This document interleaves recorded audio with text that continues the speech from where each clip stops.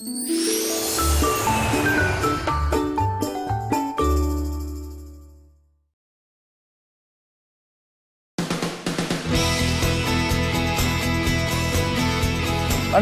행복한 아침 이재용입니다. 안녕하세요. 장예인입니다. 반려견을 키우는 가정이 굉장히 많습니다. 1000만 가구 뭐 이렇게 얘기를 하던데 그래서 개물림 사고가 또 계속 잇따르고 있었어요.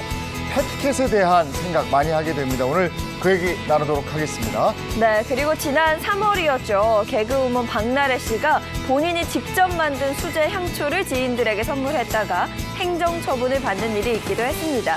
이처럼 본인이 직접 만든 물건을 잘못 선물했다가는 낭패를 보는 일들이 있다고 하는데요. 이에 대한 이야기 자세히 짚어보도록 하겠습니다. 네, 새로운 한 주가 시작되는 월요일 행복한 아침 지금 시작합니다.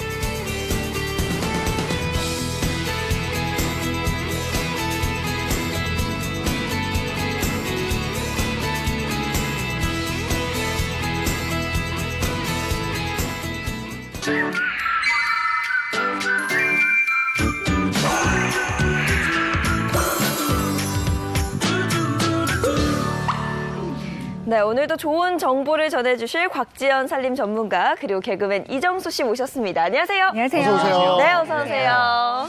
곽지연 씨 바쁘잖아요. 그 살림하랴 바깥 활동하랴. 근데 그 틈이 좀 생기면 네. 여유가 있으면 뭐 하세요? 사실 남는 시간이 별로 없어요. 네. 왜냐면 과거에는 취미 생활이 많았는데 육아를 시작하면서부터는 정말 내 생활이 별로 없거든요. 그렇죠. 네. 근데 요즘 애들이 학교 가고 나니까 조금 시간이 남아서 네. 요즘에 남는 시간이 있으면 운동하려고. 운동? 네네, 운동을 좀 많이 하려고 하는데 이정수 씨는 취미 활동 많이 하실 것 같아요. 저는 짬짬이 취미 활동을 꽤 많이 하는데요. 네. 그 아이를 등원시키는 길에 스케이트보드를 타고 나가고요. 그리고 이제 주말에 이제 아이 이제 다 준비해 놓고 챙겨 놓고 아침 먹이고 야구하러 나갔다 오고. 주로 운동이네, 두 분. 네. 그렇죠. 네. 활동적인 거 좋아합니다. 네. 근데 어떤 분들은 뭐 만들고 이러는 거 좋아하시는 분들도 그런 있어요. 것도 네. 많이들 하시는 것 같아요. 요즘 뭐 수제 뭐 이런 게 많아가지고 많은 분들이 관심을 가지실 것 같은데요. 이처럼 다양하게 많은 주부님들이 본인의 취미 활동을 하면서 스트레스를 푸는 경우들이 있다고 합니다. 자, 그래서 오늘 공개할 첫 번째 주제 키워드부터 공개합니다. 선물이네요. 선물 좋다. 네. 예. 오늘 첫 번째 키워드는 선물로 골랐습니다. 뭐야, 선물하는 게 취미라고? 선물하는 게 취미면 너무 좋은 취미인데. 아니, 받는 사람은 좋지만 본인은 굉장히 부담스러울 텐데. 그죠? 이상한데 이렇게 준비했을 것 같지 않아요. 이게 뭔가 취미와 관련된 선물이 아니겠습니까? 그러면 직접 만들어서 선물을 준다 뭐 이런 얘기인가요? 그렇겠죠. 네. 그렇게 하는 거고. 저도 집에서 요즘에 수제 립밤을 네, 직접 만들어요. 그래서 지인들한테 선물을 주기도 하고 이게 굉장히 재밌더라고요. 그렇게 선물하는 사람들 꽤 많이 있잖아요. 그 수제 향초라든가 아니면 뭐 디퓨저 맞아, 뭐 이런 맞아. 거 선물하는 사람들 꽤 예. 많잖아요. 근데요. 선물하시기 전에 정말 주의하셔야 돼요. 뭐요? 이제 만들고 나면 이게 정말 좋아하는 사람이 떠오르기도 하고 자꾸 선물하고 싶어지고 네. 그러잖아요. 네. 근데 요즘에는 정말 이 선물하실 때 만든 걸 선물하실 때는 정말 주의하셔야 할 부분이 왜, 뭐, 많이 뭘 있습니다. 주의해요? 대가성 여부? 2만 5천 넘으면 되는 거예요? 아니, 뭐, 김영란법 이런 거. 그래서 우리가 주변에 나눠준다고 마음 담아서 만든 선물이 바로 불법이 될 수도 있거든요. 진짜요? 불법이에요? 네. 저기요. 김영란법 어기면 불법이에요. 네. 그거 직접 얘기하는 만들었는데 거죠? 말이죠. 네. 근데 요즘에는 선물도 아무거나 하시면 안 돼요. 네. 취미생활로 만든 물품 중에서요. 네. 선물을 해도 되는 것이 있고 무작정 그냥 선물해서는 안 되는 물품들도 분명히 있거든요. 그래요? 그래서 오늘 하나하나 알려드리도록 하겠습니다. 네. 아니, 그런 게 있어요? 네. 정말 몰랐어요. 선물은 좋은 마음 가지고 그냥 내 하는 마음을 거잖아요. 담아서 주는 건데? 그러면 문제가 된다라고 이야기를 했는데 어떤 물건인지 바로 공개합니다. 자, 바로 이거예요. 이거 향초랑 디퓨저인데? 디퓨저잖아요. 그렇죠. 요즘은 향기 인테리어라고 해서 집에서 어떤 냄새가 나냐라는 걸 중요시하는 분들이 상당히 많은데 때문에 이 향을 직접 만들어서 쓰시는 분들도 많아요. 저거 선물 많이 하던데. 그러니까 네. 큰일인데. 요즘에는 정말로 취미생활로 향수나 디퓨저 만들어서 예. 직접 사용하시는 분들도 있고 선물하는 분들도 있는데요. 네. 불법이 될 수도 있기 때문에 굉장히 주의하셔야 합니다. 이게 뭐가 불법이 된다는 거예요? 네, 향수 디퓨저 디퓨저는 향을 내는 제품이잖아요. 네. 그래서 인체에 유해한 물질이 나올 수도 있기 때문에 좀 안전 기준이 엄격한 편이에요. 네. 환경부가 지정한 안전 확인 대상 생활화학 제품에 이게 해당된다고 하거든요. 그래서 선물하거나 판매를 하려면 3년마다 시험 검사 기준의 안전 기준 적합 여부를 확인해 보셔야 되고요. 또 환경부 장관에 신고까지 해야 합니다. 아, 진짜요? 아니, 내가 저거 만들어서 선물을 하는데 그러니까. 환경부 그분 나 한 번도 만난 적도 없는데. 아니 그러면은 이런 거 모르는 분도 많을 텐데 그렇죠. 모르고 그냥 선물하면 그러면 어떻게 되는 거예요? 그냥 위반할 경우에는요. 네. 최대 7년 이하의 징역이나 7천만 원 이하의 벌금형에 에? 처해질 수도. 야, 너무 크다. 너무 많죠. 7년에 네네. 7천만 원이면은. 아니 내가 선의로 그 취미 활동에서 만들어서 너무나 저 이쁘고 좋아서 네. 내가 이걸 선물했는데 이것 때문에 7년 이하의 징역이나 7천만 원 이하의 벌금? 그러니까요. 그래서 우와. 얼마 전에 개그맨 박나래 씨도 좀 예. 곤욕을 치른 적이 예. 있었다고 해요. 맞아요. 방송에서 이제 수제 여러 가지 향초들 뭐 이런 것들을 만들어서 네. 이제 팬 미팅에 온 팬들한테 한 100여 명에게 선물한 적이 있었다고 그래요. 네. 근데 이제 방송 이후에 박나래 씨의 행위가 법 위반이라는 민원이 제기됐다고 합니다. 네. 그래서 환경부는 행정 지도를 내렸고요. 네. 박나래 씨는 이제 주의하겠다면서 자진 다 수거를 했다고 그렇게 전해지더라고요. 야, 어쩌 잘못하면 박나래 씨 7년 동안 못 볼 뻔했네요. 그러니까요. 근데 저런 경우에 이제 선물이 아니고 네. 내가 만들어서 내가 쓰는 거는 그럼 어떻게 되는 거예요? 그건 괜찮은 거예요? 내가 만들어서 네. 내가 쓰는 거는 그거는 괜찮다고 합니다. 그러니까 선물이나 판매를 할 경우에만 이렇게 규제를 받는다고 그래요. 이거 잘못 선물했다 괜히 민망한 상황이 나올 수도 있겠네요. 네, 이게 맞아요. 그렇게 되는군요. 저도 이제 향초 만드는 거 주변에서 하길래 좀 따라해 본 적도 있었고 예. 네. 또 주변에서 직접 만들어서 판매하는 지인들도 있었거든요. 네. 근데 인증 신청하다가 거의 다 포기한다고 그러더라고요. KC 인증이라는 걸 받아야 되는데 그 절차가 정말 상당히 좀 복잡하고 어렵습니다. 그 인증 절차 이러니까 그냥 말로만 들어도 복잡할 것 같은데 어떻게 되는 거예요, 절차가? 네. 일단 한국건설생활환경시험연구원 홈페이지에서 신청하시면 되는데요. 네. 신청서와 제품 정보서 그리고 또 성분 및 배합비 등 여러 가지 서류들을 작성해야 되는데 주요 물질 고유 번호 같은 전문 정보를 적어야 하기도 하고요.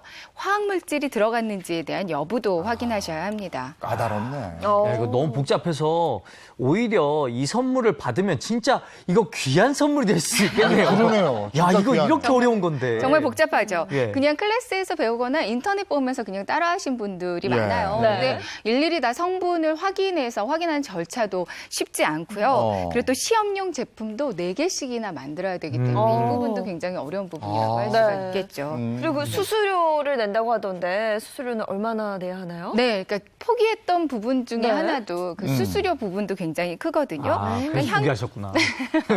그랬더라고요. 제품 하나당 그러니까 최소 18만 원 정도의 수수료가 든다고 합니다. 그러니까 만약에 향초를 3가지를 만들어서 이제 판매를 하겠다, 주변 지인에게 주겠다 그러면은 이제 인증받아야 하는데 수수료만 한 54만 원. 배보다 배꼽이 정말 아니, 훨씬 더 이거는 뭐 그냥 커지는. 사서 선물하라는 얘기네. 아, 그렇죠. 진짜 수수료가 만만치 않네. 아니면 그냥 선물하지 않고 내가 만들어서 그냥 내가 쓰고 쓴다. 말지. 내가 쓰든지. 이렇게 생각하시는 분들이 많은 것 같아요. 그래요. 근데 그런 생각하기 사실 쉽지 않거든요. 이거 네. 좀 나눠주는 맛에 지인들 선물하려고 만드는 건데 내가 혼자 다 쓴다? 그럼 안 만들 것 같아요. 아니 근데 저도 사실 이거 몰랐거든요. 근데 많은 분들이 디퓨저나 아니면 향초 같은 거 취미 생활로 많이 만들어서 네. 선물 주고받고 막 이랬단 말이에요. 그렇죠. 많이 그럼요. 그랬어요. 근데 이게 최근에 생긴 법인 것 같아요. 그랬다고 합니다. 선물만 해도 처벌을 받는다는 법은 작년에 제정됐다고 그래요? 해요. 그래서 이제 올해부터 시행되기 시작했는데요. 네. 그러니까 2011년 그 가습기 살균제 사태 이후에 아무래도 이런 법들이 네. 비싼 사건의 재발 방지를 위해서 법 규정들이 좀 이렇게 까다로워졌다고 합니다. 아니 뭐 취지는 알겠지만은 선물하는 그 수제 양초에다가 누가 독극물을 넣을까 싶기도 하고 좋은 거 넣을 텐데 이 수제 양초까지 이렇게 규제를 심하게 하는 건 조금 과하지 않나라는 생각이 드네요. 글쎄, 근데 우리가 이제 늘 안전 때문에 많이 됐잖아요, 사실. 그러니까 혹시 모를까봐 이렇게 한 거는 같은데 네. 어쨌든 이 선물이라는 개념이니까 우리는 좀 복잡해지긴 했네요. 네, 그런데 또 있다고 합니다. 수제 향초 말고도 선물할 때 주의해야 될 물건이 있다고 하는데요. 한번 또 바로 공개를 해볼까요? 네. 뭐죠? 짜잔! 이겁니다. 맥주? 네, 맞아요. 맥주예요. 야, 이거 어제도 마셨는데 제가. 아니 저걸 뭐 선물하는데 또 뭐 규제가 있어요? 네. 요즘 참 맥주 한 잔 생각나는 계절이잖아요. 네. 저도 요즘 밤마다 이제 네. 맥주 한 잔씩 할 때가 많이 네. 있는데요. 많이 드시죠? 근데 요즘에는 근데 맥주도 직접 만들어서 드실 수가 있어요. 아, 그리고 요즘 저 그래요? 수제 맥주 만드는 그 학원 같은 데도 있고 그러던데. 네, 맞아요. 그러니까 직장인들이 요즘 또 많이 찾는 원데이 클래스 중 하나가 네. 바로 수제 맥주 만들기 이쪽이라고 하거든요. 아주 네. 각광받고 있다고 합니다. 야, 네. 전 처음 들었는데 저도 한번 알아봐야겠네. 오늘 찾아봐야겠네. 수제 맥주 만드는 네네. 방법. 그러니까 요즘에는 집에서도 홈 브루잉이라고 해서 네. 자가 양조를 시도하는 분들이 많다고 그래요. 그러니까 인터넷에서도 당화조나 맥주 원액 같은 이 다양한 홈 브루잉 도구들을 구매하실 수가 있어서 보다 더 쉽게 만드실 수가 있죠. 아, 저도 좀 검색을 해봐야 될 것 같은데요. 그러면은 맥주는 집에서 이렇게 본인이 직접 만들어도 되는 거예요? 사실은요, 이것도 불법이라고 합니다. 아, 그래요? 진짜요? 불법이라고 하거든요. 네. 조세범 처벌법에 따르면 주세법에 따른 면허를 받지 않고 주류나 밑술, 덧술을 제조하거나 판매한 자는 3년 이하의 징역 또는 3천만 원 이하의 벌금형에 그래요? 처한다. 그래요? 나와 있다고 합니다. 그럼 취미로 맥주를 만들면 안 되는 거잖아요.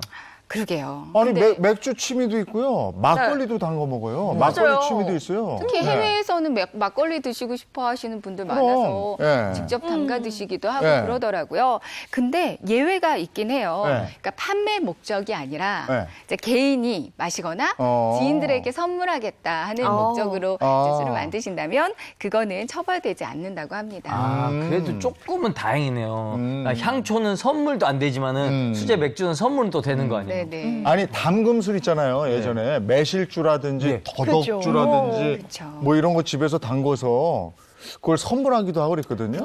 근데 수제 맥주도 요즘에 만들고 저 수제 막걸리 이렇게 만들어서 선물도 하고 내가 먹기도 하고 네네. 또 친구들 집으로 초대해서 마시기도 그렇죠. 하고 네. 이거는 된다 이거죠. 네, 그거는 괜찮고요. 네. 하지만 이걸 만들어서 내가 판매를 해야지 돈을 벌어야지라고 생각하시면 네. 반드시 허가를 받고 면허가 있어야 된다는 점을 기억해 주시면 아, 좋겠어요. 그렇구나. 아, 예전에 우리 집에 있는 인삼주 장인어른한테 싸게 팔았는데 안 되는군요. 그러니까 말이에요. 예, 수제 향초 그다음에 디퓨저 이거는 선물도 안 되지만 네. 수제 맥주는 선물은 되고 예? 선물 되고 네. 근데 판매 안 되고 판매는 안 되고. 또 뭐가 있습니까? 네. 네, 또 다른 게 있죠. 공개해 보죠. 네, 바로 공개해 봅니다. 네, 이게 뭔가 하시는 아, 이거 분들이 좀 많을 것 같은데요. 아, 이게 바로 화장품. 네, 화장품이에요. 수제 화장품과 화장품과 향수네요. 향수입니다. 네, 요즘에는 화학 제품 없이 안전하게 내가 직접 화장품을 만들어 보겠다 하시는 분들 많으세요. 그래서 네. 취미로 원데이 클래스 같은 데 가셔서 이렇게 화장품 직접 만들어 네. 사용하시는 분들도 꽤 많이 계시더라고요. 요즘 제 친구들도 향수 공방 가가지고 이 향수와 저 향수를 좀 섞어서 네. 쓰는 걸 또 많이들 하더라고요. 네. 그래요? 아니 근데 우리도 만들었잖아요. 네. 우리도 지난번에 나와서 만들었죠. 네. 뭐 이렇게 이것저것 넣어서 만들었잖아요. 예, 예. 만들 수 있어요. 그러면 우리도 저 불법을 저지른 거예요? 아, 그 만드는 것 자체가 안 되는 건가요?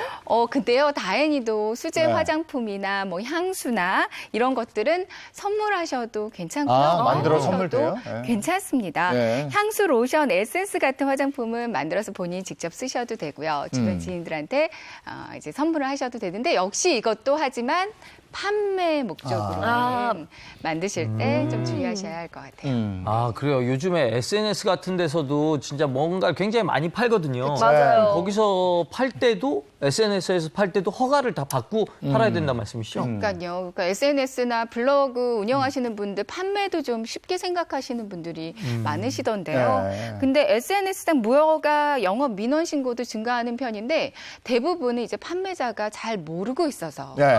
그렇게 해서 걸리는 경우가 많다고 그래요. 그러니까 SNS를 통해서 무언가를 판매하려면 제품 상관없이 통신 판매업 신고 그리고 사업자 등록은 필수라는 거 네. 반드시 기억해 주시는 게 좋을 것 같고요. 그리고 판매하려는 제품들은 그 제품에 따라서 절차들이 다 다르거든요. 네. 한 번씩 확인해 보시는 게 좋을 것 예, 같아요. 그렇지. 뭐 아까처럼 허가 받는 것도 있을 테고 그렇죠. 기본적으로 뭘 팔 때는요. 세금 내라는 얘기. 그렇죠. 내지. 그러네요. 내건 내야죠. 그냥 팔고 돈 받으면 안 된다는 얘기. 자, 두 번째 얘기 넘어가죠. 네. 자, 두 번째 키워드도 저희가 화면으로 보여드리겠습니다. 자, 두 번째 키워드 보시죠.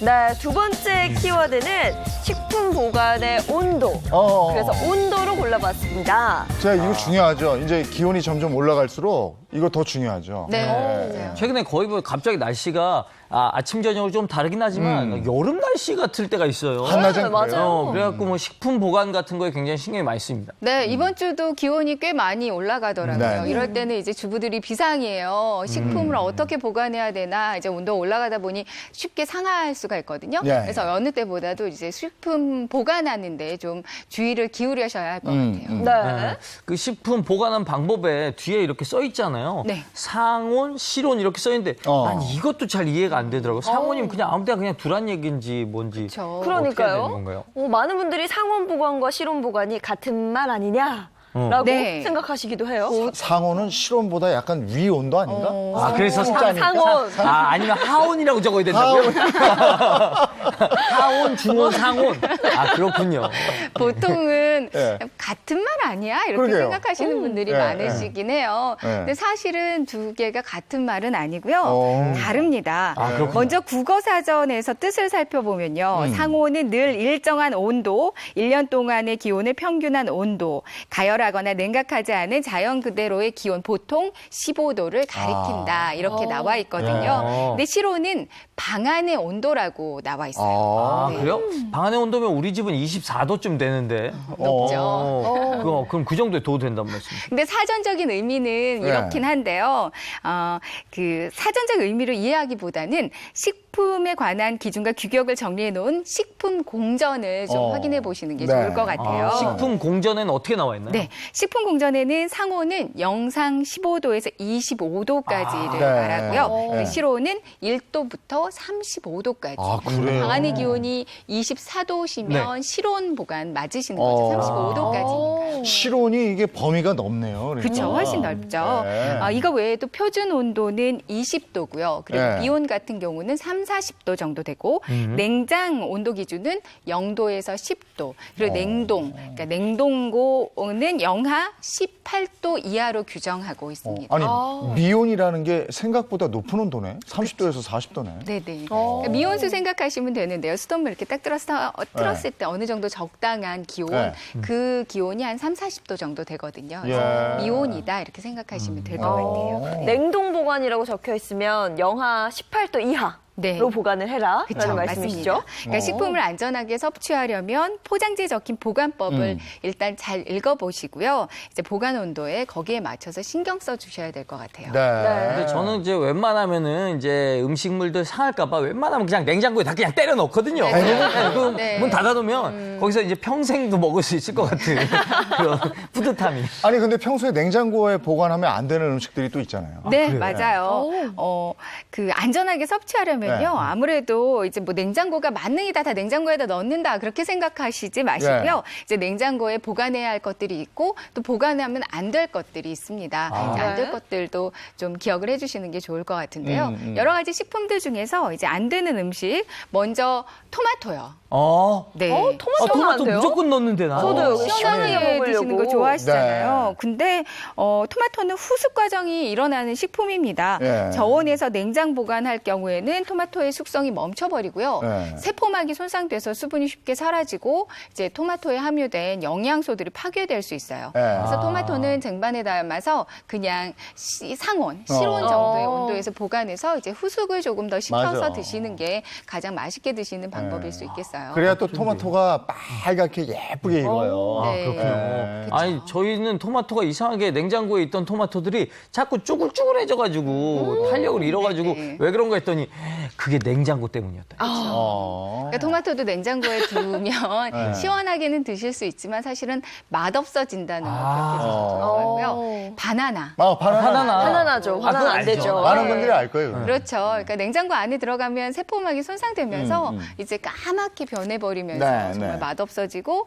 또 맛도 없어지지만 보기에도 안 좋고 예. 그렇기 때문에 냉장고에 넣어서는 안 되는 음식 중에 하나 어. 바나나. 일단 넣었다가 꺼내야지 또 안 됩니다. 네, 그냥 네. 실온에 걸어 두시는 게 가장 좋겠어요. 바나나는 꼭 이제 전박이처럼 이렇게 까만 점이 이렇게 있으면 그게 맛있는데 네. 냉장고에 넣으면요 전체적으로 까매져요. 맞아요. 꼭좀 새까매져요. 썩은 것 같이. 네. 그렇죠. 네. 바나나도 그렇고요. 그리고 또 이제 냉장고에 넣으면 안 되는 것 중에 하나가 빵이에요. 맞아. 빵? 네, 네. 빵이 안 돼요? 빵 상할까봐 그냥 막 예. 냉장고에 넣으시잖아요. 네. 근데 수분이 날아가 버려서 퍼석퍼석한 맛이 나거든요. 아, 그래요? 빵은 사실은 구매한 당일날 먹으면 좋은데 그러면 그날 다 못 먹었어요. 그럴 때는 이제 네. 냉동실에다 넣는 게 냉동실에. 차라리 냉동실. 냉동실에다가 넣었다가 잠깐 실온에 꺼내 놓으면 다시 이제 원 상태로 네. 돌아오거든요. 빵은 그렇게 해서 드시는 게 좋습니다. 그러면 그걸 살짝 데펴서 먹으면 되거든요. 네, 그렇죠. 식빵 같은 것도 그래요. 식빵 밖에다 그냥 계속 꺼내놨잖아요. 네. 그 말랑하니 좋긴 한데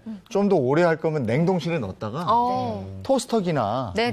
프라이팬에 살짝 데피거나 뭐 이래서 하면 되죠. 역시 그 제빵 자격증이 있으신 거 아시죠? 아, 진짜 제빵 자격증 있으세요? 전문가는 다릅니다. 아, 그러니까 여차하면 네. 방송 그만두실 것 같더라고요. 사람이 어떻게 될 줄 알아? 모르는 거예요. 맞아요. 예. 그리고 꿀도 있어요. 예. 꿀도 이제 냉장고 안에다가 넣으시면 이렇게 하얗게 설탕처럼 굳어버리는 네, 네. 거 보신 적 있으실 네네네. 거예요. 15도 이하의 저온에서 있으면 포도당이 이제 결정이 되면서 네. 굳어버리거든요. 그러니까 냉장고 안에 꿀이 있다면 그것도 당장 꺼내서 실온 보관하시는 게 좋습니다. 어쩐지 그 냉장고에 있으니까 좀 하얗게 딱딱해져서 좀 먹기 불편하더라고요. 그렇죠. 꿀은 우리 생각보다도 굉장히 오랫동안 보존이 가능해요. 네. 예, 그렇죠. 그러니까 밖에다 꺼내 놓으면 되는 거예요. 네. 그러면 이제 반대로 냉장고에 꼭 넣어야 할 식품들 뭐가 꼭 있을까요? 넣어야 하는 것 중에서 이제 많은 주부님들이 약간 좀 헷갈려 하시고 많이 하는 실수 중에 하나가 미리 씻어 놓은 채소예요. 미리 씻어 놓은 채소를 이제 냉장고 안에다가 넣으셔야 되는데 그냥 실온에다가 두게 되잖아요. 네. 그러면 유해균들이 아주 빠르게 증가할 수가 있거든요. 네. 그래서 냉장고 안에 반드시 넣어 주셔야 됩니다. 아, 그래요? 이유가 뭡니까? 네. 이유가 뭐예요? 네, 식품의약품안전처에 따르면 씻은 채소를 이제 상온에다가 보관하게 되면 식중독을 일으킬 수 있는 유해세균이 급증한다고 그렇게 밝혔는데요. 네. 부추를 세척한 다음에 네. 실온에서 보관을 12시간 동안 했더니 식중독균인 병원성 대장균 수가 평균 2.7배나 늘어났다고 하고요. 그리고 또 케일에 존재하는 폐렴간균은 네. 세척 후에 실온에서 12시간 후에 평균 7배나 이렇게 많이 증가했다고 그렇구나. 합니다. 네. 그래도 무조건 빨리 먹는 게 가장 좋지 않을까 싶어요. 부추와 케일 같은 경우 모두 세척하지 않고 그냥 실온에 보관했을 때는 유해균들이 거의 늘어나지 않았다고 네. 하거든요. 네. 그러니까 말씀해주신 대로 이제 빨리 세척한 다음에 바로 드시는 게 좋겠고 만약에 세척한 다음에 보관을 해야 한다, 어쩔 수 없다 하면은 그때는 반드시 냉장고 안에다가 넣는 게 가장 좋겠죠. 식중독 하니까 또 정말 무서운데 세척도 그냥 해서는 안 될 것 같거든요. 네. 네. 세척하는 방법 많이들 식초 사용하실 네. 거예요. 네. 네. 식초를 이제 한 10배 정도로 희석해서요. 물에다 네. 넣고 식초 희석해서 거기에 한 5분 정도만 담가주세요. 그런 다음에 흐르는 물에 한 3번 정도 깨끗하게 세척해서 세척을 해서 드시면 아주 유해균도 없이 깨끗하게 이제 안전하게 드실 수가 있습니다. 예. 아, 근데 냉장고를 그 정리하는 방법도 전 좀 어렵더라고요. 그냥 일단 넣긴 하는데 어느 순서나 뭐 이렇게 차곡차곡 정리하는 비법 같은 게 곽사부님은 있으실 것 같은데. 근데 진짜 그건 중요하더라고요. 네, 아까 그러니까요. 정수 씨도 표현했지만 냉장고에 대부분 집에서 그냥 때려 넣어. 맞아요. 그냥 그거 때려 말고 정리해서 넣어야 그러니까. 되는 검은 비닐봉지에 네. 싸가지고 그런 그냥 거야. 마구잡이로 네. 넣잖아요. 그래서 찾으려면 또 냉장고 문 삐삐삐 소리 맞아요. 나면서 또 한참 꺼내고 네. 하잖아요. 네. 전기세. 네, 맞아요. 그래서 냉장고 안에도 이제 다 칸마다 또 위치마다 보관 온도들이 다 달라요. 그러니까 온도에 따라서 이제 보관해야 할 식품 식품들이 다 정해져 있거든요. 네. 냉장고 보면 가장 위칸 보시면 눈에 가장 띄잖아요. 네. 그렇죠. 뭐가 있는지 가장 손쉽게 보실 수가 있기 때문에 네. 맨 위칸에는 이제 유통기한이 가장 짧은 식품들. 예를 들어서 요구르트나 우유 이런 네, 거 말씀하시는 맞아요. 거죠? 뭐 두부, 예. 뭐 깐마늘, 뭐 이런 것들은 금방 드셔야 되잖아요. 네. 이렇게 눈에 잘 띄는 음식들을 맨 위칸에다가 넣는 게 좋고요. 그리고 이제 자주 꺼내 먹어야 하는 밑반찬이나 뭐 장아찌나 김치 같은 거는 계속 꺼내 드시는데 이거는 좀 손이 잘 가는 곳, 예. 한 중간 정도의 위치에서 네. 쉽게 꺼내 드시는 게 좋기 때문에 한 중간 정도의 위치에 두는 게 좋습니다. 네. 야, 이거 그거 한번 알기 쉽게 우리 저 도표돼 있는 거 있잖아요. 네. 그거 한번 보여주시면 좋겠는데. 네, 화면으로 정리해 드립니다. 네. 네. 그리고요, 온도가 가장 낮은 맨 아래 칸에는 보통 채소나 과일을 보관하시는데요. 네, 그렇게 해주시는 게 좋을 것 같아요. 과일, 채소 칸에는 이렇게 과일과 채소를 넣어주시고요. 그렇죠. 거기 써 있어. 글씨로 써 있어서 네. 저는 알고 있습니다. 여러분. 그렇죠. 그리고 온도 변화가 가장 심한 곳은 어디일 것 같으세요? 냉장실이요? 문을 자꾸 여닫으니까. 냉장실, 네. 어. 문, 네, 네. 맞습니다. 온도 변화가 심한 냉장실 문 위칸은요, 이제 달걀이나 상온에 도두되는 조미료나 잼, 소스 같은 거 넣는 게 좋고요. 이제 냉장실 문의 가운데는 잘 상하지 않는 과일청, 아니면 물, 음료수 이런 것들 넣어주시는 게 좋을 것 같아요. 그리고 냉장고 문 맨 아래 칸은 비교적 온도가 낮은 편이거든요. 그러니까 네. 쉽게 변질되는 우유나 유제품을 네, 보관하는 게 더 좋습니다. 네. 냉장고 음식 보관법도 이렇게 정리를 해보니까 눈에 싹 네. 들어오네요. 네. 근데 냉장고를 너무 과신하시는 경향이 있어요. 네. 너무 믿지 마시고. 예. 맞아요. 찌개 끓여서 거기다 넣고 이렇게 며칠씩 주고 그러지 마세요. 맞아요. 그리고 누구한테 얘기하시는 겁니까? 그럼 지금 시청자분들께 얘기하시는 거예요? 아니면 집에다 얘기하시는 거예요? 뭐 알아서 들으라고. 그래서 찌개도 사실 식혀서 넣으셔야 되는데 네. 그냥 식히지 않고 어. 바로 식힌다고 냉장고 안에다 넣잖아요. 맞아. 그럴 때는 이제 다른 음식들까지 그럼. 금방 상할 수 있기 때문에 그것도 굉장히 주의해 주셔야 됩니다. 네. 네. 종이값도 많이 나올 네. 거예요. 네. 맞아요. 자, 네. 세 번째 키워드를 공개하겠습니다. 네, 세 번째 키워드는요, 친환경 만능 세제입니다. 요즘에 뭐 이렇게 친환경으로 세제 만들어서 쓰시는 분들도 상당히 많거든요. 그 가습기 살균제 때문에 얼마나 우리 놀랬고 얼마 전에 또 그 아이들 젖병 네. 거기에 가습기 살균제 성분이 발견돼서 또 놀랬고 그래서 화학 성분에 대한 우려가 상당하단 말이에요. 네. 그것 때문에 걱정들도 많고요. 그래서 두 분이 오늘 저기서 또 뭔가를 준비하고 있는데 네. 주섬주섬. 급하게 뭔가 준비 중이세요. 네, 얼마 전에 젖병 세제에서도 또 유해 물질들이 예. 나와가지고 이제 젖병은 또 뭘로 세척을 해야 되나 고민이신 분들도 많이 계세요. 그래서 요즘에는 또 다시 천연 제품들, 천연 화학 제품이 들어가지 않은 천연 세제들이 많이 인기를 끌고 있거든요. 네. 그 천연 세제 중에서 가장 각광받고 있는 게 바로 EM입니다. EM. 예, EM 용액 들어보셨어요? 네, EM용액 저도 들어봤습니다. 이게 네. 미생물 세제 아닌가요? 네, 맞아요. 유용한 미생물이라고 해서요. 그 안에는 정말 뭐 누룩균이나 효모나 유산균이나 굉장히 유용한 미생물들이 한 80여 종 정도가 들어가 있거든요. 오. 네, 그래서 이걸로 뭐 세척을 하거나 빨래를 하거나 청소를 하거나 하면은 뭐 집안 그 살림에도 굉장히 도움이 되지만요. 환경에도 그렇게 도움이 예. 된다고 그래요. 네. 그래서 요즘에는 EM 용액을 많이 구매해서 아니면 많이 얻어다가 사용하고 그럽니다.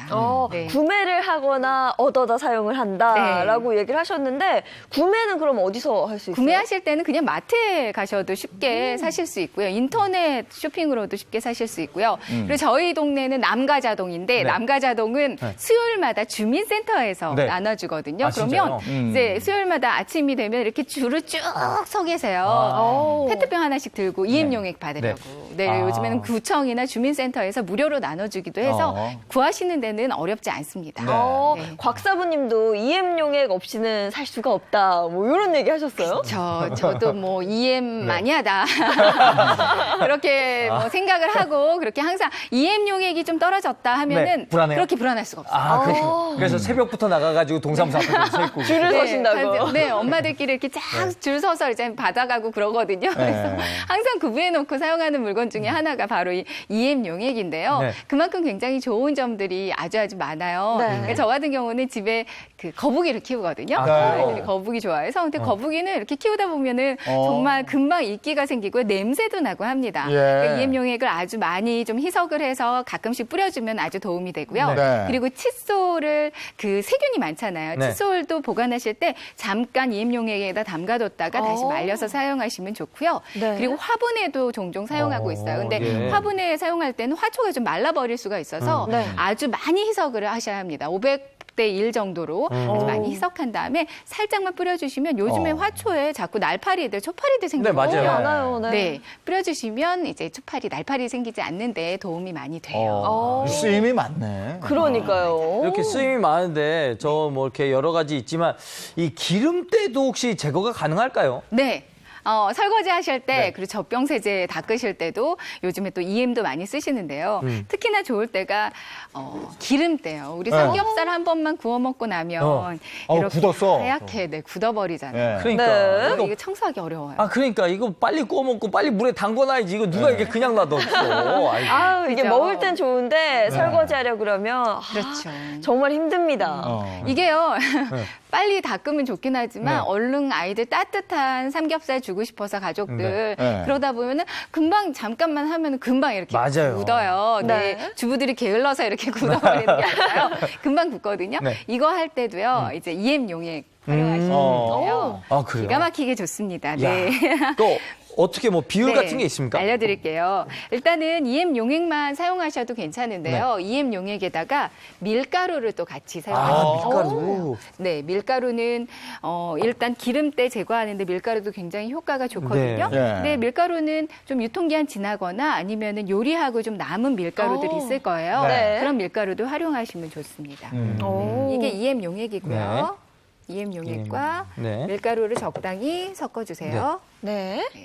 EM 용액과 밀가루 제법 들어가네. 네. 밀가루가 뭐 많이 남아서 이거 버릴 거다 하면 네. 많이 넣어주셔도 되고요. 네. 뭐 좀 적다, 얼마 없다 그러면 적게 넣어주셔도 괜찮습니다. 네. 비율은 크게 상관없이 넣어주시면 될 것 같아요. 네. 야, 이게 일종의 이 안에 살아있는 미생물이 들어있다고 하셨으니까 네. 밀가루가 혹시 영양분이 되는 게 아닐까요? 미생물. 이거를 또 발효시키면 어느 정도 영양분이 될 수도 있겠지만 네. 발효시키지 않고 바로 사용할 네. 거거든요. 그렇군요. 그래서 먹고 자랄 만한 시간이 좀 부족할 것 같아요. 보시면요, 저도 이렇게 기름때 많은 프라이팬 준비했는데 이정수 씨도 네, 제 옆에도 이렇게 기름때 많은 접시죠. 그러니까 여기서 구워서 여기다가 놓은 게 분명합니다. 그래서 여기 이제 삼겹살 여기 자국이 있는데요. 네. 저는 그러면 네. 대결입니다. 네. 저는 일반 주방 세제로 이걸 닦을 거고요. 네. 우리 곽사부님께서는 네. EM 용액으로 만든 세제로 네, 닦아볼 네. 텐데 네. 저는 절대 봐드리지 않을 겁니다. 저도요, 역시. 이게 승자가 또 네, 궁금해지는데요. 네. 그러면 닦아볼게요. 저게 끝이에요? 네. 밀가루랑 EM 용액 네, 섞으면 섞은 끝인가요? 다음에요. 네, 오. 끝이에요. 그냥 기름때 부분에다가 네. 발라주세요. 적당히 발라주시고요. 네. 저는 뭐 많으면 많이 이렇게 바르기도 합니다. 그다음에 수세미 있어요. 수세미로 한 번씩. 문질러주면 되는 거죠? 네. 저는 주방 세제로. 네.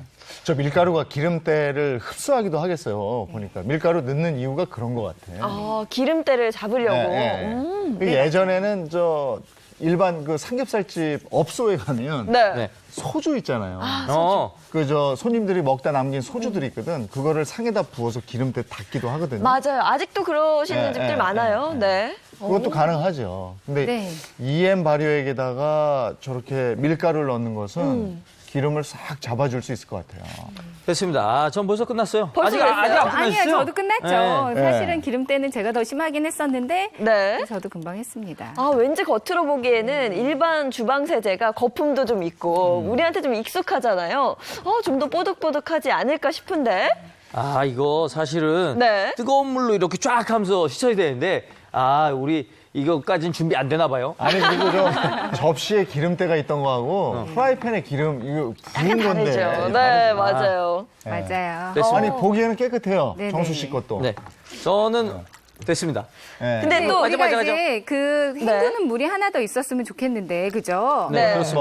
헹구는 물이 없어서 우리 여건상 지금 제가 안 돼요. 네네. 없으니까 저는 이렇게 해서 사실은 이게 다 닦였고요. 네, 잠깐만. 이제 그러면 헹구는 물 하나만 있으면 물기라도 한번 닦아볼까요? 완벽하게 저는 자신 있게 자, 네, 이걸로 물기만 한번 닦아주세요. 물기라도 한번 네네. 닦아주시고요. 물기만 이걸로 한번 닦아보겠습니다. 두 분이 또 이렇게 대결을 하신다고 하는데 뭔가 대결을 할 때는 네. 결정을 내줄 사람이 필요하잖아요. 제가 살짝 이동을 해서 두 분의 대결 승자 패자를 한번 골라볼까요? 안 됩니다. 안 안 됩니다. 되나요? 어저께 두 분이 식사하시는 걸 봤어요. 아니에요. 제가 살짝 움직여서 네네. 네. 한번 잠깐만. 볼게요. 네, 잠깐만요. 또 이렇게. 잠깐만요. 저 물기를 닦아야 될 거 아니에요. 자, 물기를 아니 자, 저거는 닦자. 눈으로 보면 깨끗하기 자. 때문에 만져봐야 될 걸요. 한번 만져볼게요. 네. 정수 씨. 왜? 네. 아니요, 왜요? 이게 잘하신 거 맞아요? 아니, 원래 이렇게 약간 미끌미끌한 느낌이 있어줘야 돼요. 이게 제가 기대한 이 느낌이 아니거든요. 아, 미끌미끌하고. 네, 그럼 이거. 접시는 미끌미끌 하면 안 되죠. 안 되죠. 아니, 여기 이게 약간 미끌미끌 해줘야, 네. 이렇게 음식을 딱 놓을 때 음식이 미끄러지듯 들어가거든요. 예, 그래서. 이쪽 거. EM 용액인데 네, EM이에요. 이거네요. 네네. 뽀득뽀득하고 뽀득뽀득하고요. 이게 밀림이 덜해요. 보이세요? 그래요. 사실 이 접시를 할 때는 네. 미끌미끌해가지고 네. 손이 막 이렇게 걷돌았는데 확실히. 네, 프라이팬임에도 불구하고 그럼요. 이 정도면 굉장히 깨끗하게 닦인 거죠. 곽사부님 네, 네. 승리. 승리. 네. 그래.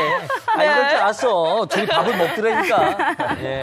아니 근데 정말 저는 EM 용액을 쓸 때 항상 기분이 좋은 게요. 내가 환경도 함께 생각하고 있구나 네. 이런 느낌이 들어서 좋거든요. 그래서 집에 EM 용액 있으실 때는 이렇게 기름때 닦으실 때도 네. 활용해 보시면 아주 좋을 것 같아요. 그리고 저 EM 용액은 내가 만드는 분들도 있으니까 네, 만들어서 맞아요. 선물하는 건 괜찮죠? 아까 보니까 신고해야 된다.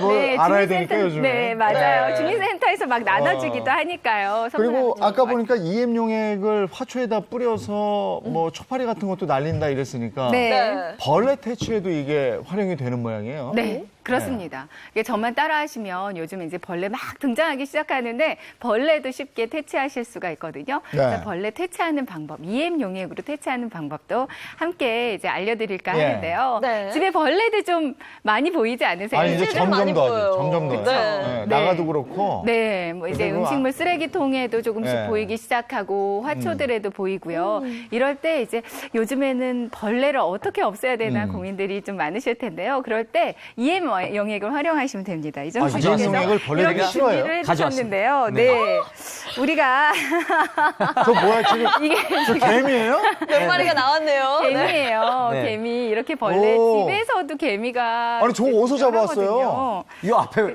여기 요즘 그래서 방송국 직원들이 네. 정말 3D 직업으로 FD들 고생 많습니다. 아니 우리 PD들 나가서 다 개미 잡았던 네. 거야. 힘들어요. 여기 월드컵 공원 산에 가면 많다고 하더라고요. EM 용액으로 벌레 퇴치제 만드실 때는요. 일단 EM 용액을 넣어주시고요. 여기서 또 중요한 게 네. 벌레들이 아주 싫어하는 향이 있어요. 네. 계피향. 아 그래요? 개피야. 굉장히 싫어하거든요. 네. 집에다 그래서 통계피 갖다 놓는 분들도 많아요. 맞아요. 저도 많이 갖다 놓고 네, 네. 절단 계피도 많이 갖다 놓거든요. 네. 적당히 섞어주세요. 싫어하는 건 다 넣네요. 네. 개미들이 싫어하는 거 EM 용액 그리고 계피, 계피. 빛가루까지 이렇게 해서 넣어서 적당히 섞어주시면 됩니다. 네. 그러면 얘네들이 정말 싫어할까 궁금하시잖아요. 네네. 그래서 우리 제작진들이 그 개미를 준비했거든요, 네. 직접. 진짜. 이 개미를 일일이 잡아온 거거든요. 한번 뭐야 어제 휴일에 가서 다 개미 잡았나? 그러니까요. 그래가지고 지금 네. 이 개미들이 근데 이렇게 지금 굉장히 흥분돼 있어요. 네. 지금 자기네들 잡혀왔다. 네네네. 그래, 열이 받아 있으니까 네네. 혹여 이제 이 뚜껑을 열었을 때 튀어나와도 너무 놀라지 마라. 네네. 이런 얘기 튀어나올지도 하더라고요. 몰라요. 지금 여기 스튜디오 바닥에 몇 마리가 돌아다니고 있어요, 이미. 네네. 탈출한 개미들이 네. 몇 마리 어디 있더라고요. 궁금해요. 저걸 넣으면 어떻게 할지. 되는지 한번 야. 뚜껑. 사실은 이제 분무기에다 넣어서 벌레 네. 있는데 뿌려주시면 되는데 저희는 얼마나 개미가 싫어하는지 보기 위해서 진짜 얼마 싫어하는지. 한번 보겠습니다. 자, 뚜껑을 열겠습니다. 네, 탈출하지 않게. 볼게요. EM용외과 네. 개피거든요. 어떤 건가 네. 보고. 지금 좀 움직이기 시작했습니다. 움직이기 시작하네. 네. 지금 탈출이 시작했고 지금 원래 여기 가운데 있는 게 집이어서 집이기 때문에 버리고 갈 수가 없는데 지금 어머, 약간 떨어져 나오고 있어요. 안쪽으로 다 가죠. 네. 벽을 야. 타고 냄새 올라오기도 살짝 하네요. 맡아보거든요. 일단 냄새 맡고 가네요. 일단 벽을 타고 올라와. 지금 네네. 정신없어요. 이제 탈출하려고. 네네. 저기 빠삐용 개미가 있어. 네, 이쪽에다가도 한번 놔볼까요, 다시? 제가 한번 놔보도록 정말 하겠습니다. 효과가 있네요. 이쪽에 모여 있는 자리에 이렇게 놔보도록 하겠습니다. 어머. 다시 저쪽으로 가네. 혼비백산이에요. 네, 지금 야. 난리 났습니다. 개미 괴롭히는 것 같아요. 정말 효과가 있네요. 벌레 퇴치에. 저희가 그 개미가 지금 현재 기분이 어떤지 마이크 한번 대볼게요. 어떻다고 네네네. 합니까? 지금 뭐 짜증이 너무 지금 힘들다고 얘기를 해요. 알았어요. 네, 아까 그렇구나. 이쪽이 많았었는데 정말 벌레들이 싫어해서 다른 쪽으로 이동해가는 모습 아마 확인하실 수 있을 거예요. 이제 날이 점점 더워지면 그 벌레 때문에 고민하는 분들 많으실 텐데 EM 발효액하고 계피를 섞어서 네. 놓으면은 벌레들이 그쪽으로 안 가네요. 오늘 확인을 했네요. 네. 그렇게 되네요. 여러모로 알겠습니다. 쓸모가 정말 많습니다. 네. 오늘 고맙습니다. 좋은 네, 정보. 고맙습니다. 감사합니다. 네, 이제는 법률 상식 알아보는 시간 가져봐야죠. 개물림 사고가 계속되고 있어서요. 거기에 대한 얘기를 좀 해보겠습니다. 먼저 영상으로 확인하시죠.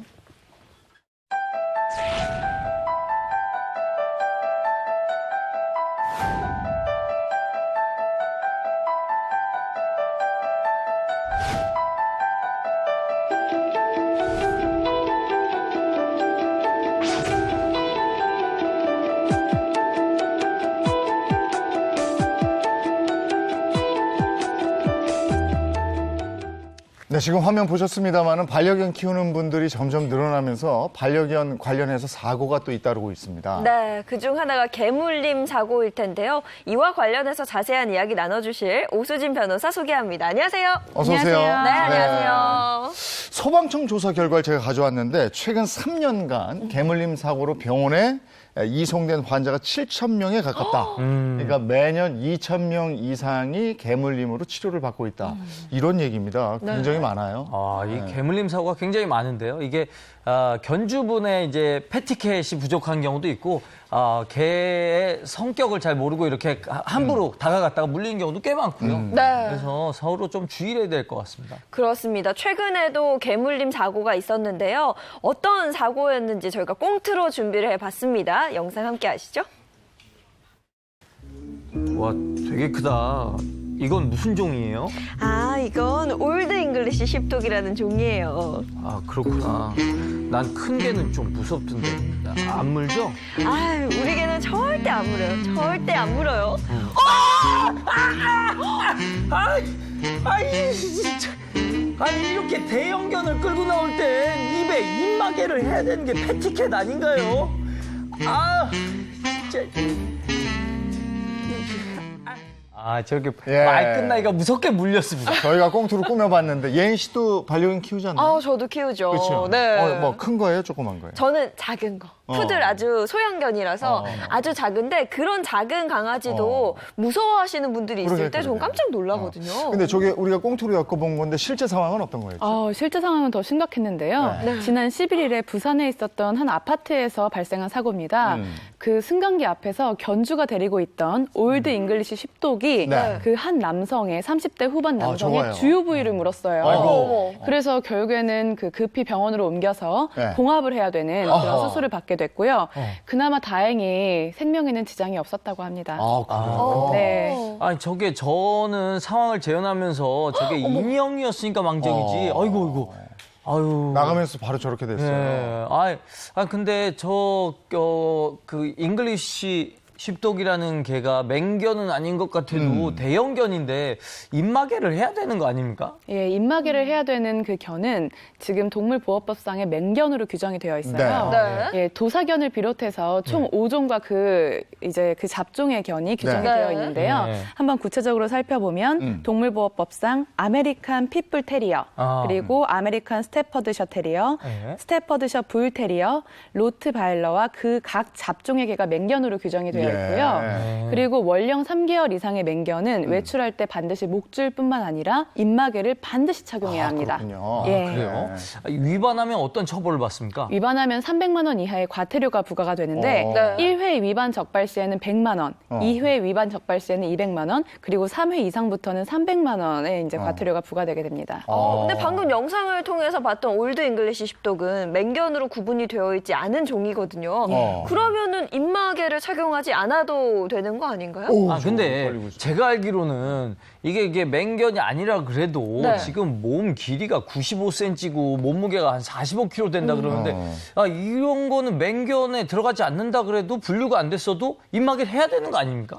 그런데 지금 이 사건에 대해 좀 자세히 들여다보면요. 네. 평소에는 이 개가 사람을 공격하지 않았다고 해요. 굉장히 순했다고 하는데 그 들고 있던 음식물 쓰레기 통에 네. 흥분을 해서 좀 물었다라는 것도 봤거든요. 근데 이게 물린 사람 입장에서 생각해 보면은 그건 핑계밖에 안 되거든요. 제 입장에서는. 그러니까 추측만 하지 말고 우리가 법으로 하자니까 법대로 해야 돼요. 법대로 하세요. 견주 책임이 네. 있는 건가요? 동물보호법상으로는 맹견이 아닌 경우에도 목줄 등의 안전 조치를 네. 해야 되고 네. 이에 위반해서 사람을 상해에 이르게 한 경우에는 2년 이하의 징역 또는 2천만 원 이하의 벌금형으로 처벌됩니다. 그렇구나. 네. 상해를 입히기는 했지만 목줄을 했단 말이죠. 그러면 처벌을 안 받을 수도 있는 거예요. 이때 목줄을 그냥 했다고 해서 다 되는 것이 아니라 그 목줄의 길이와 통제력이 중요한데요. 우선 길이는 목줄을 했다고 해도 다른 사람에게 위해를 가하지 않을 정도의 길이가 돼야 되고 그리고 견주가 효과적으로 통제할 수 있어야 돼요. 그래서 지금 이 부산의 아파트 사건 같은 경우에는 사고가 발생한 것이 승강기 앞에 그 좁은 공간이었어요. 이럴 때는 우리가 견주분들 중에서 손에 이제 둘둘 그 목줄을 감고 있어서 아주 짧게 목줄을 잡는 경우도 있고 또는 아예 안아서 사고가 발생하지 않도록 좀 철저하게 방지하는 경우가 있는데 이런 안전 조치는 철저하게 이행됐다고 보기가 좀 어려울 수 있어요. 그러면 저렇게 사고가 나서 물렸다.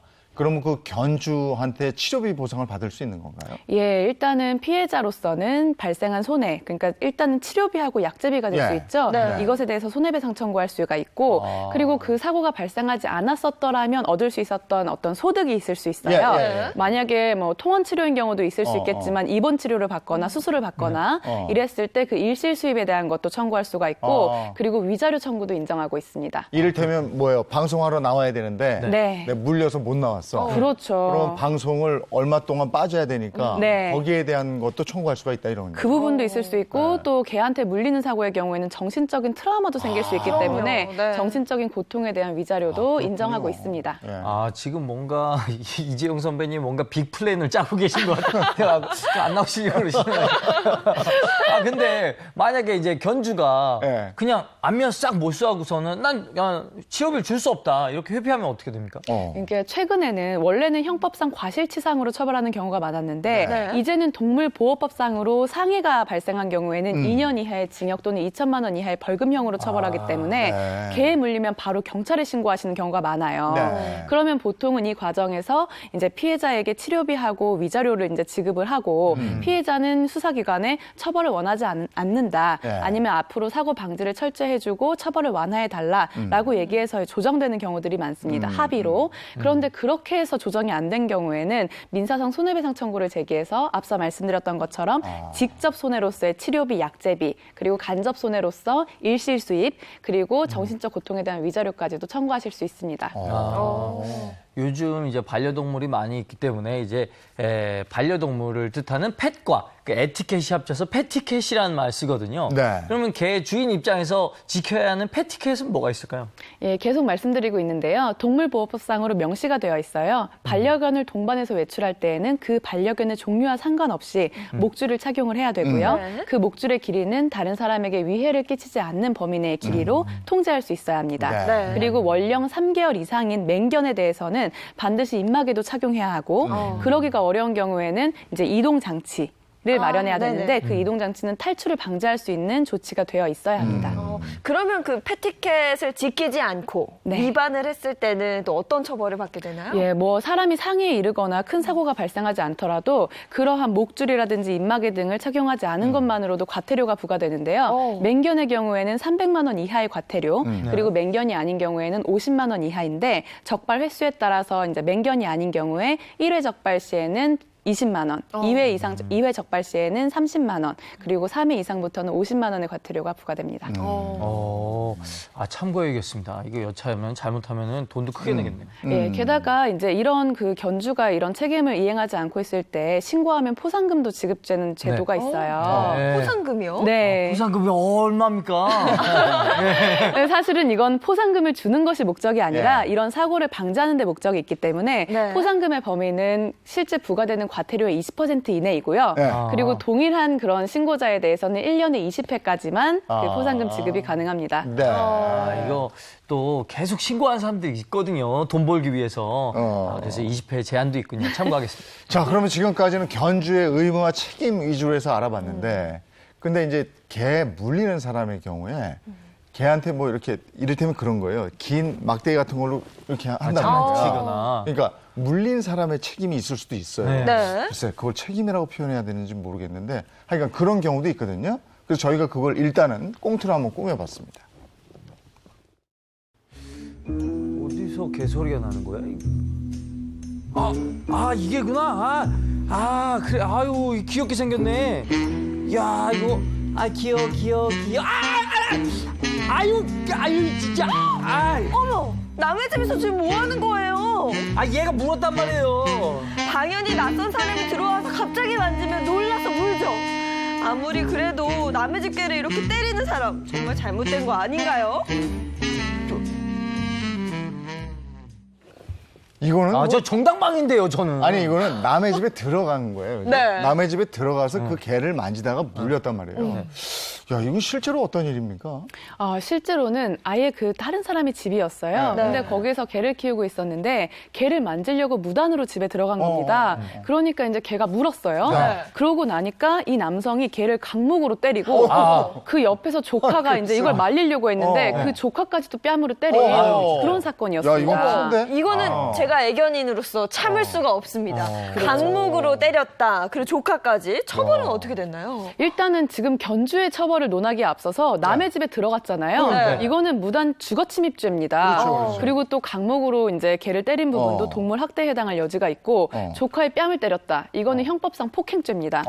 일단은 견주의 책임을 묻기 전에 낯선 집에 들어간 것 자체가 잘못이고요. 네. 그리고 동물보호법상으로도 안전조치를 미비해서 다른 사람을 개가 물고 상해에 이른 경우에는 뭐 2년 이하의 징역 또는 2천만 원 이하의 벌금형 처벌이 규정되어 있지만 이와 같은 경우에는 안전조치를 미비했다고 볼 근거가 없어요. 그렇죠. 그렇기 때문에 이 경우에는 형사 책임이 인정되기는 어려울 것으로 보입니다. 이게.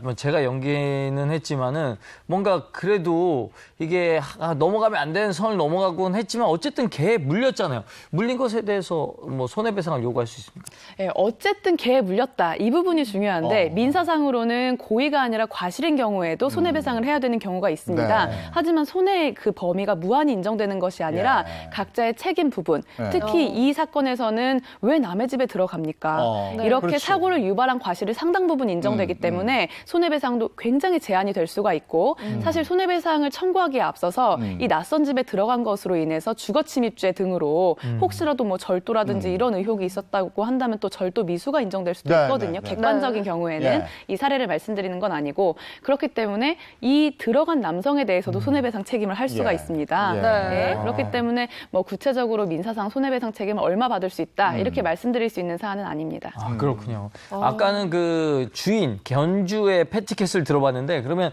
이렇게 개를 가지고 있지 않은 반려동물을 가지고 있지 않은 사람들도 있을 거란 말이에요. 그분들도 역시 알고 있어야 되는 패티켓이 있어야 될 것 같습니다. 예, 일단은 갑자기 개를 만지는 것은 굉장히 위험합니다. 네. 입장을 바꿔놓고 생각해보면 우리 사람도 갑자기 누가 나한테 달려오거나 만지려고 하면 싫잖아요. 네, 너무 싫죠. 어떻게 보면 이건 개의 공격성을 유발하는 행동이 될 수 있고요. 그리고 또 어떤 분들은 개하고 기싸움을 해야지 안 물린다고 하시는 분들도 있는데 눈빛으로 막 이렇게. 네, 그래서 막 눈싸움을 하시는 분들이 있는데 예. 이건 역시 개를 빤히 응시하는 것도 공격성을 유발하는 행위라고 합니다. 그렇죠. 그러니까 자제해야 되고 예. 그리고 또 큰 소리를 지르거나 네. 무섭다고 해서 막 달려가거나 그런 경우에는 또 그 개 입장에서는 놀자는 그런 뜻인 줄 알고 또 달려와서 어떻게 부득이하게 또 물리는 경우도 있다고 하니까 네. 사실 그 견주가 아닌 입장에서도 그런 반려동물에 대해서 조심하는 그런 태도를 항상 유지하셔야겠습니다. 아니 나가서 산책할 때 보면 개들 이렇게 다니는데 뭐 이쁘고 이러니까 특히 아이들이요. 맞아요. 거기 다가가요. 가서 이렇게 막 만진다고 근데 위험해 보일 때가 있어요. 네. 그러면 견주분들은 안 됩니다라고 확실하게 얘기해 주시는 것도 필요할 것 같고요. 네. 그 같이 가는 부모님들이 그러면 안 돼 하고 이렇게 제지하는 눈으로만 것도. 보게끔 그렇지, 이렇게 네, 좀 이렇게 옳은 지도를 해주셔야 돼요. 말씀이고요. 특히 이제 견주분들이 우리 개는 안 물어요. 이렇게 뭐 말씀하시는 그러니까. 것도 굉장히 위험해요. 어떻게 아. 보면 그 안전상에 저희가 예측할 수 없는 그런 사고가 생길 수 그렇지, 있는데 그렇지. 네. 상대방에 대한 그 주의 정도를 저감시키는 행동이기 때문에 그것도 주의하셔야겠습니다. 그러니까 우리 개는 안 물어요 해서 애가 가서 만졌는데 물리면 견주가 책임져야 되는 거 아니에요? 그럼요. 물론 그건 우리 개는 안 물어요라고 하지 않았다고 해도 마찬가지로 책임은 그래요? 인정되는 것이지만 네. 안 문다고 하면 사람이 경계심을 풀게 되니까 그러니까. 더 그 사고를 유발할 수 있는 것이죠. 그렇군요. 네. 지금까지는 저희가 실외에서 타인이 키우는 개에게 물리는 사고에 대해서 이야기를 나눠봤는데 저는 사실 좀 애매한 상황이 이거예요. 가족. 혹은 좀 먼 친척이 집에 놀러 왔단 말이죠. 근데 우리 개가 그 친척을 물었어요. 그때는 또 어떻게 해야 되죠? 사례가 네. 좀 있나요? 맞아요. 이 경우도 사례가 있습니다. 지난 2018년 5월에 남동생이 사는 경기도 평택에 놀러 갔다가 네. 그 남동생이 개를 키웠어요. 근데 그 개를 만지다가 손등하고 입술 부분이 물린 거예요. 아이고. 그런 사고가 발생했습니다. 남동생 집에 자주 안 갔었나 봐요. 낯설어갖고 갑자기 물은 것 같은데 그래서 어떻게 됐습니까? 예, 그래서 결국에는 이게 안면부잖아요. 네. 치료비가 135만 원 정도 나왔고 2달 동안 제대로 근무를 하지 못하는 그런 치료를 상해를 입게 됐습니다. 아니 근데 이건 좀 난감할 것 같아요. 가족이잖아. 남의 집도 아니고 맞아요. 말이죠. 이거 어떻게 됐나 궁금하네요. 그렇죠. 요즘에는 동물보호법상 이렇게 다친 경우에 네. 형사처벌도 가능하기 때문에 바로 수사기관에 신고하는 경우도 있을 수 있지만 네. 그렇다고 남동생을 처벌해달라고 신고할 수도 없고 그러니까. 또 민사상으로 뭐 치료비가 얼마 나왔으니까 배상해라 이렇게 네. 전격 요구하는 것도 좀 애매한 상황인데요. 네. 다행히 이 경우는 일상생활 책임보험에 가입이 되어 있었어요. 그 남동생분이. 네. 그래서 지금 아까 말씀드린 것처럼 치료비를 135만 원 정도가 나왔고 그리고 2달 동안 제대로 근무하지 못하면서 250만 원 정도의 일시수입 그 손해가 발생했습니다. 네. 그리고 위자료는 한 300만 원 정도가 또 인정이 되었고요. 네. 그리고 안면부다 보니까 나중에 성형 치료비 또 한 300만 원 정도가 인정이 되었는데 그 중에서도 이제 이 남동생분 키우는 개를 이제 만진 그 과실이 인정이 되어서 20% 정도는 과실상계가 되었고 나머지 800만 원을 보험금으로 지급받게 되었습니다. 일상생활 책임보험 그런 게 있군요. 그럼 네. 들어야겠네요. 그 개 키우시는 분들은. 그렇죠. 견주분들은 일상생활 책임보험에 가입되어 있으시면 이런 경우에는 이제 형사 문제까지 가기 전에도 신속하게 보험금으로 일단 지급을 하시고 민사적인 부분까지도 네. 해결하실 수 있죠. 그렇구나. 저는 가입이 안 돼 있는데 오늘 한번 집에 가서 알아봐야 될 것 같아요. 좀 알아보셔야 돼요. 네. 그리고 또 최근에 제가 기사상으로 보기에는 경기도 안산에서요. 60대 그러니까 여성분을 네. 고사견이 공격을 해서 과다출혈로 사망에 아이고, 이뤘다. 그랬어요? 이런 기사를 봤어요. 네, 정말 심각한 사고였죠. 네. 근데 이 사고에서 개는 맹견이었어요. 도사견은 맹견으로 분류가 되거든요. 네. 근데 맹견의 경우에는 목줄하고 입마개를 하는 의무만 있는 게 아니라 개를 기르는 곳에서 소유자가 벗어나지 않도록 해야 돼요. 네. 근데 이것을 위반해서 이제 사망 사고가 발생한 경우에는 네. 동물보호법상 3년 이하의 징역 또는 3천만 원 이하의 벌금형으로 처벌이 됩니다. 네. 그리고 또 사망 사고인 만큼 유족분들에게 장례비 등의 그런 직간접 손해하고 그리고 그 정신적인 고통에 따른 위자료까지도 배상해야 할 책임이 있습니다. 근데 우리가 맹견이라고 그러면 이제 공격성이 강하다, 큰 게 이렇게 생각하는데 조그만 개들도 네. 의외로 이게 아주 그냥 그 독하게 하는 네, 애들이 맞아요. 있어요. 맞아요. 공격성이 있는 애들이 있어요. 예, 특히 소형견 중에는 상처가 작지만 깊게 난다는 그런 현상들도 있는데요. 실제 사례도 있습니다. 한 식당에서 말티즈, 우리가 많이 키우고 많이 보는 아주 귀여운 네. 강아지죠. 말티즈의 견주와 그리고 그 반려견 행동 지도사가 같이 식사를 하고 있었는데요. 네. 갑자기 이때 이제 식당에서 나오던 CC의 다리를 이 말티즈가 물었던 예. 사건이었습니다. 말티즈는 정말 작고 사랑스럽고 귀여운 또 강아지 중에 하나인데 네. 방심하면 안 되겠어요? 예, 그 말티즈에 물린 사람은 치료비로 50만 원 정도를 네. 이제 써야 됐었고 네. 결국에는 그 행동치료사하고 그 반려견의 견주에게 손해배상을 청구했는데 네. 치료비로 50만 원 그리고 위자료까지 합해서 총 100만 원을 배상하라는 판결이 내려졌습니다. 무슨 공격성 평가 기준 뭐 이런 걸 만든다고 그러는데. 예, 중요한데요. 지금은 맹견에 대해서만 따로 동물보호법에서 규정을 하면서 네. 입마개를 하도록 하고 있잖아요. 네. 근데 사실은 견주가 아닌 일반인들 입장에서는 입마개만 하고 있어도 상당히 많이 안전성을 확보할 네. 수 있거든요. 네. 이 공격성 평가 기준이 도입이 되면 작은 소형견이라도 공격성이 높으면 입마개 등을 착용을 의무화할 수 있기 때문에 또 안전성이 강화될 수 있습니다. 그렇군요. 그럼 이 밖에 좀 정부 차원에서의 대안도 좀 있을까요? 네, 여러 가지 대안들을 마련하고 있는데 지금 공항이라든지 아니면 공원 등 다중이 이용할 수 있는 그런 공간에서는 동물 등록제에 따라서 등록을 한 동물만 출입을 할 수 있도록 하는 그런 방안을 마련하고 있고요. 네. 두 번째로는 또 이제 펫숍 등 어떤 그 반려견이나 이런 동물들을 취급하는 이런 업소에 대해서 자격을 갖추고 있는지 확인하고 만약 마땅한 자격이 없으면 500만 원 이하의 과태료로 이제 처벌하도록 하는 네. 그런 뭐 과태료나 처벌을 부과하는 그런 방안을 시행하고 있습니다. 예. 반려견 인구가 점점 늘어나면서 우리가 주변에서 쉽게 마주할 수 있는 거거든요. 네. 오늘 얘기가 참고가 좀 되셨으면 좋겠습니다. 고맙습니다. 고맙습니다. 네, 이번에는 오늘 날씨 알아보겠습니다. 네, 오늘 충청 이남 지역을 중심으로 비 소식이 있다고 하는데요. 야외 현장 바로 연결해 보도록 하겠습니다. 김현 캐스터.